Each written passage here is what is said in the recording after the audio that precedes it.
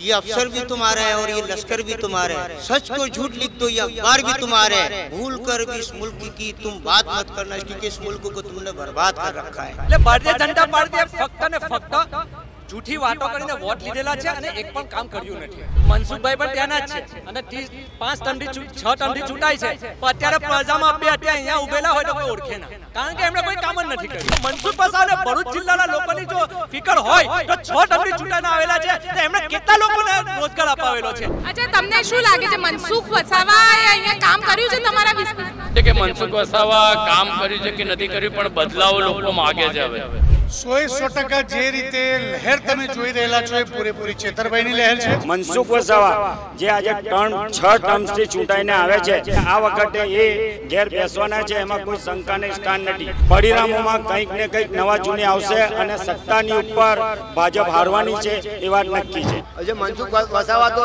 થઈ રહે, અમારી વિસ્તાર કોંગ્રેસ છે, કોંગ્રેસે વિકાસ નથી કર્યું, ભાજપે વિકાસ પશ્ચિમ વિસ્તારમાં નથી કર્યું।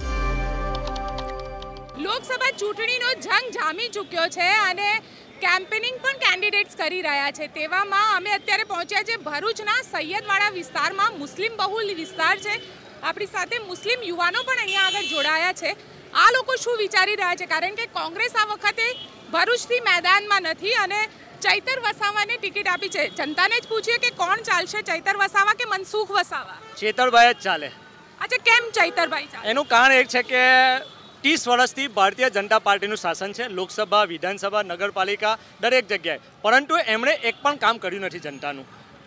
સ્વચ્છતાની વાત કરો કે દારૂબંધીની વાત કરો કે એજ્યુકેશનની વાત કરો, અને ટ્રાફિક તો તમારી સામે જ છે। જુઓ, તમે કેમેરો લગાવી શકો કેટલી ટ્રાફિક જામ થાય છે। સર્વિસ પર જવું હોય સવારે તો અડધો કલાકનો રસ્તો હોય તો 2 કલાક જલ્દી 2 કલાક વહેલા ઘરેથી નીકળવું પડે। એટલે ભારતીય જનતા પાર્ટીએ ફક્ત ને ફક્ત જૂઠી વાતો કરીને વોટ લીધેલા છે અને એક પણ કામ કર્યું નથી। અચ્છા, પણ આ વખતે કોંગ્રેસે તો અહીંયાથી ઉમેદવાર નથી ઉતાર્યા, તો મુસ્લિમો ખાસ કરીને અત્યાર સુધી તો એવું દેખાય છે કે મુસ્લિમો કોંગ્રેસ સાથે હોય છે। બિલકુલ, મુસ્લિમો કોંગ્રેસ સાથે હોય છે એ વાત સાચી છે, પરંતુ ઇન્ડિયા ગઠબંધન નક્કી કરેલું છે। ઉપરથી વાત થયેલી છે કે ભાઈ હવે આ ઘડીએ ઝાડુને આપણે સપોર્ટ આપવાનો છે, તો લઘુમતી સમાજ પણ ઝાડુ સાથે જ રહેશે। અચ્છા, તમારું શું કહેવું છે? તમને શું લાગી રહ્યું છે, કોણ આ વખતે અહીંયા આગળ, અને તમારા મુદ્દા કયા હશે ચૂંટણીના? અમારે સારા જે કામો થાય છે તે મુદ્દા મેન છે। જે પણ કામો સારા થવા છે, ચૈતરભાઈ પણ સારા કામો કરી ચૂકેલા છે એવું સાંભળેલું છે, અને આવવાવાળી ચૂંટણીમાં ચૈતરભાઈ પણ સારું કામ કરે તેવી આશા રાખીએ છીએ। અચ્છા, મને એક વસ્તુ એ કહો કે ચૈતરભાઈ તો ડેડિયાપાડામાં છે, તો ભરૂચ સિટીને શું ફરક પડે? અમે એમના ત્યાંના કામો સાંભળેલા છે અને તે એમએલએ પણ ત્યાંના છે અને તેઓના ત્યાંના કામો ખૂબ સારા છે, તે બધું સાંભળેલું છે, એ માટે અમે ભરૂચ જિલ્લામાં પણ તેઓને સહકાર આપીશું।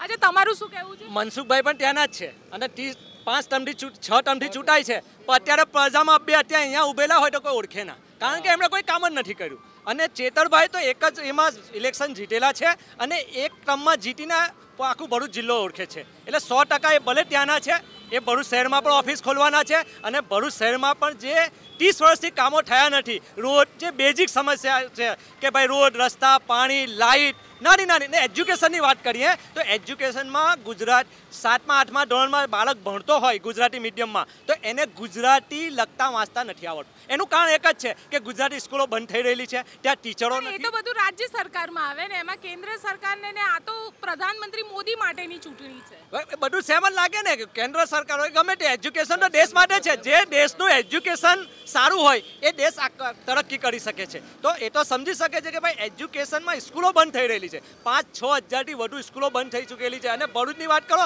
તો ભરૂચમાં તો 5% સ્કૂલો ગવર્મેન્ટ વધેલી છે, તેમાં પણ ટીચરો નથી અને ગુજરાતી મીડિયમ હોવા છતાં ગુજરાતી બાળક વાંચી શકતું નથી। એટલા માટે આપણે 100% આગળ તમારા માધ્યમથી કહેવા માંગીશ, તમારો પણ આભાર માનીશ કે તમે જનતા પાસે આવેલા છે। બાકી તમે મીડિયાનો જાણો જ છો કે કેવું બતાવી રહેલા છે, એક જ તરફી બતાવી રહેલા છે। લોકોના પ્રશ્ન બતાવવાની જગ્યાએ એક્ટરોને બતાવી રહેલા છે, આઈપીએલમાં શું ચાલે છે એ બતાવી રહેલા છે। આજે લોકો પરેશાન છે। આજે ભરૂચ દહેજમાં કોંગ્રેસ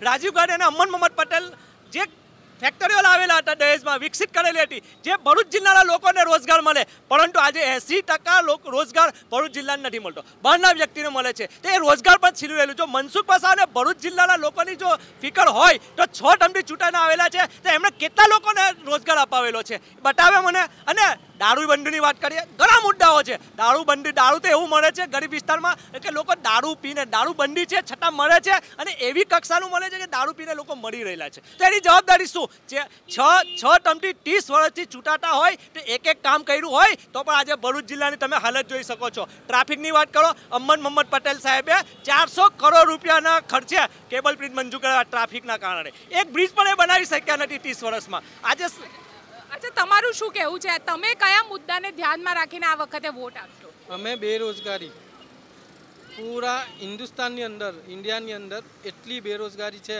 લગભગ 70 થી 80% લોકો બેરોજગાર છે. મેન મુદ્દો જ આ છે, બેરોજગારીનો છે. અચ્છા, અને આ ભરૂચની અંદર લગભગ 70% ફેક્ટરીઓ દહેજમાં છે, અંકલેશ્વરમાં છે, ઝઘડિયામાં છે, પણ બેરોજગારી જ બહુ છે. કોઈ જગ્યા નોકરીનું એ નથી.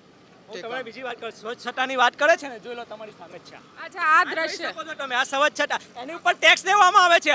લાખો રૂપિયા ભરૂચ નગરપાલિકા ટેક્સ લઈ રહેલી છે, પણ તમારી સાથે આ હાલત છે. આખા ભરૂચમાં ફરશો તો આ હાલત મળશે. આ બે જાનવરો જોઈ લો શું કરી રહેલા છે.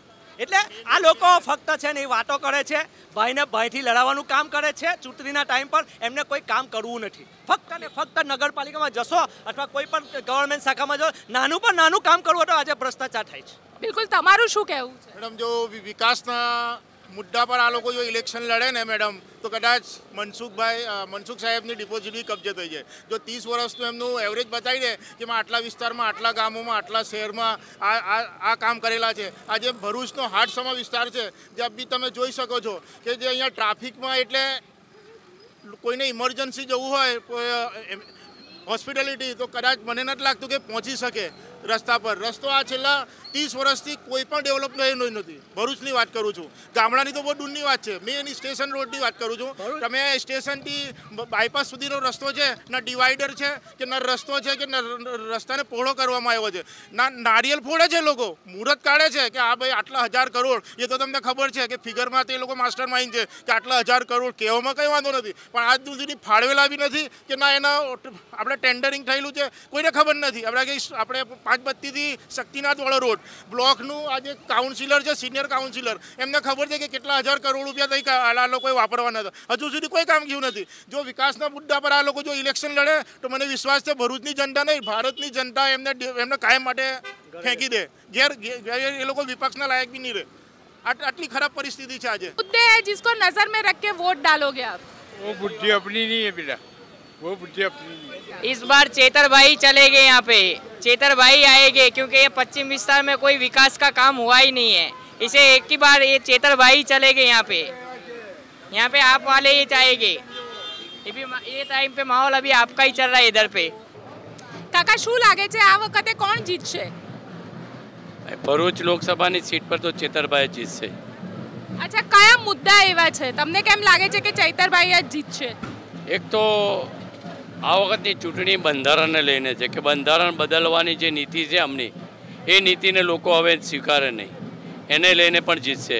ને મોંઘવારી, ભ્રષ્ટાચાર એટલો થઈ ગયો છે ને તાનાશાહી જેવી હવે સરકાર ચાલે છે, એટલે લોકો હવે એને સ્વીકારે નહીં. અચ્છા, તમને શું લાગે છે મનસુખ વસાવાએ અહીંયા કામ કર્યું છે તમારા વિસ્તારમાં? વિસ્તારનું કામ તો અલગ વસ્તુ છે કે મનસુખ વસાવા કામ કર્યું છે કે નથી કર્યું, પણ બદલાવ લોકો માગે છે. હવે બહુ જોયા બધાને, એક વખત હવે ચેતરભાઈને પણ જોઈ લે. નવજુવાન છે, આમ આદમી પાર્ટીનું દિલ્હીનું જે કામ છે એને જોઈને પણ લોકો હવે પરિવર્તન માગે છે. અચ્છા, તમને શું લાગે છે આ વખતે શું થશે ચૂંટણીમાં? 100% જે રીતે લહેર તમે જોઈ રહેલા છો એ પૂરેપૂરી ચેતરભાઈની લહેર છે. પાછલા 6 ટર્મ સાંસદ રહી ચૂક્યા પછી બી 7મી વાર એમને ટિકિટ આપી, એ ભાજપની નિષ્કાળજી જ કહેવાય એક જાતની. કારણ કે તમે જુઓ, આજે આટલા સમયથી સાંસદ હોવા છતાં આજે સ્ટુડન્ટ્સ હેરાન છે. સ્ટુડન્ટ્સને ભરૂચ છોડીને બરોડા, અમદાવાદ બધી જગ્યાએ જવું પડે છે. ખેડૂતો પરેશાન છે અને કોઈ વિકાસનું કામ થયું નથી. આજે વર્ષોથી તમે જુઓ કે ખેડૂતોથી લઈને સમાજ પણ હવે નારાજ થવા માંડ્યું છે. જે રૂપાલા સાહેબે સ્ટેટમેન્ટ આપ્યું છે તેને આજ દિન સુધી સમાજ પણ નથી સ્વીકારી રહેલું. અને ભરૂચમાં ચેતર વસાવા જીતશે એમાં કોઈ બેમત નથી. અમને એવું લાગે છે કે આ વખતે પરિવર્તન 100% છે અને 50,000 લીડથી 100% ચેતરભાઈ જીતશે ને જીતશે.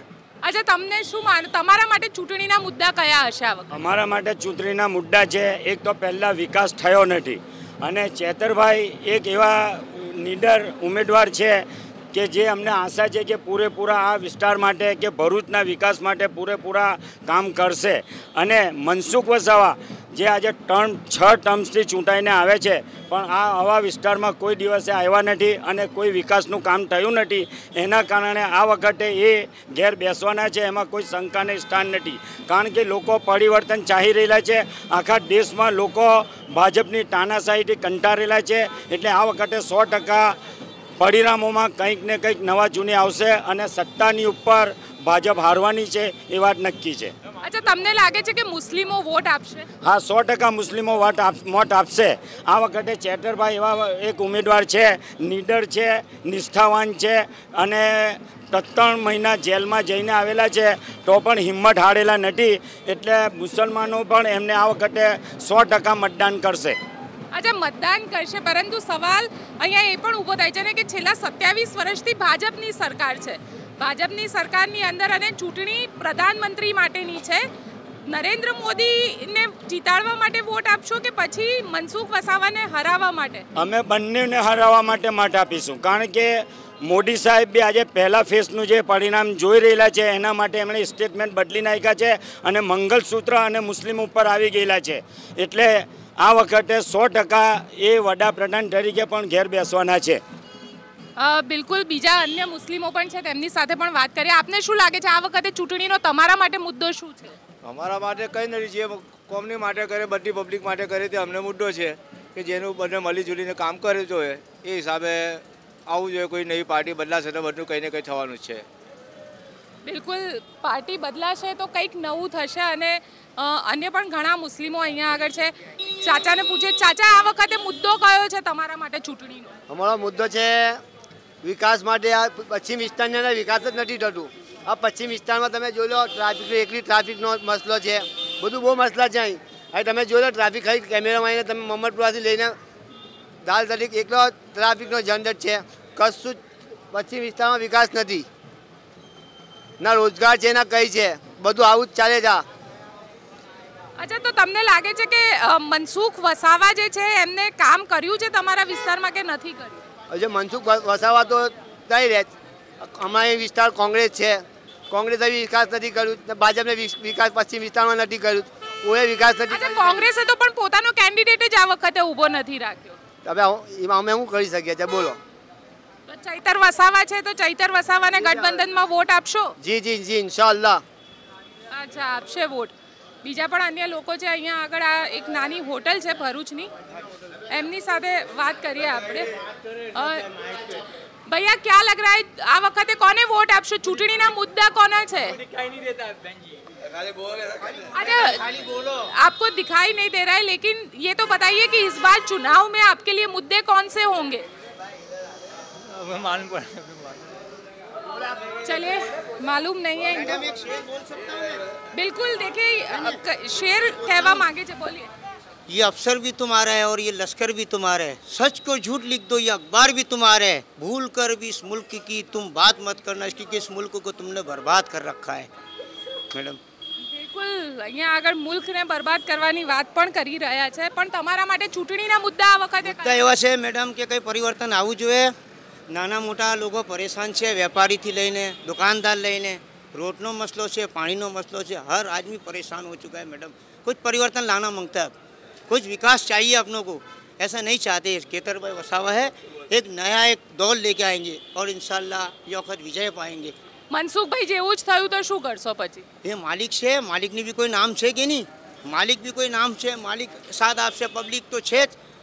મશીન આ બધું ભ્રષ્ટાચાર ચાલે છે, એનાથી પછાડી આપણે રહી ગયેલા છે. તો ઇન્શાલ્લાહ આ વખતે કેતરભાઈ વસાવા કઈ પરિવર્તન લાવી શકે. બિલકુલ, અહીંયા આ મુસ્લિમ વિસ્તાર છે, મદીના વિસ્તારમાં આવી પહોંચ્યા છે. અમે સૈયદવાડામાં આગળ હતા અને ત્યાંથી હવે મદીના વિસ્તારમાં છે. અને મદીના વિસ્તારના લોકોનું તો સ્પષ્ટ માનવું છે કે પરિવર્તન તેમને જોઈએ છે અને આ પરિવર્તન હવે કેટલું આવે છે તે પણ જોઈશું આપણે. અને વોટિંગ 7મી મેએ ચોક્કસથી કરજો, ભૂલ્યા વગર વોટિંગ કરજો. કારણ કે તમારો એક મત એ પરિવર્તન લાવી શકે છે. તમારા સારા માટે એક સારો નેતા જેને કહી શકાય એ ચૂંટી શકે છે. આપને અમારો રિપોર્ટ કેવો લાગ્યો કોમેન્ટ બોક્સમાં ચોક્કસથી જણાવજો. અમારી ચેનલ નિર્ભય ન્યૂઝને લાઇક, શેર અને સબસ્ક્રાઇબ કરવાનું ભૂલશો નહીં. આભાર.